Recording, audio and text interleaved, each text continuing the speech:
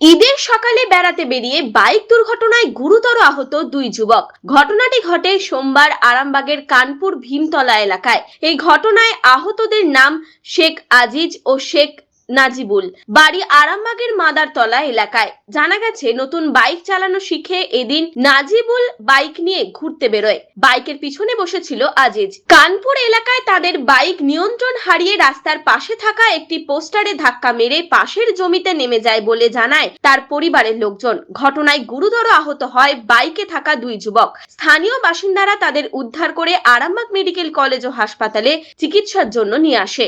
আমাদের ক্লাবে বসেছিলাম আমরা, ঠিক আছে। এবার বসতে বসতে সামনে গাড়ি নিয়ে আসছে, যে চালাচ্ছিল হয়তো তাকে হয়তো দিয়েছে, গাড়ি চালাতে পারে না। বারণ করলো, হাজারবার বারণ করেছি গাড়ি নিয়ে যাতে রাজি বেরোতে না, সাবধান সাবধান। কালকে একটা অ্যাক্সিডেন্ট হয়েছে পাশে, আমাদের গ্রামে একটা অ্যাক্সিডেন্ট হয়েছে, মারা গেছে। তো বারণ করা সত্ত্বেও আমরা বাড়িতে এসে সেই যান ঢুকেছি, শুনলাম যে ওখানে অ্যাক্সিডেন্ট করে কানপুরে আমরা জানি না কোথায় গেছে। তারপরে আমার ডাইরেক্ট আমাদের ফোন করলো হসপিটালে, কিছু বন্ধু ওখানে গিয়েছিল। তারপরে আমরা এখানে হাজির হলাম। এর নাম হচ্ছে শেখ আজিজ, ওর নাম হচ্ছে শেখ নাজিবুল। নিউজ আজ বাংলা, আরামবাগ।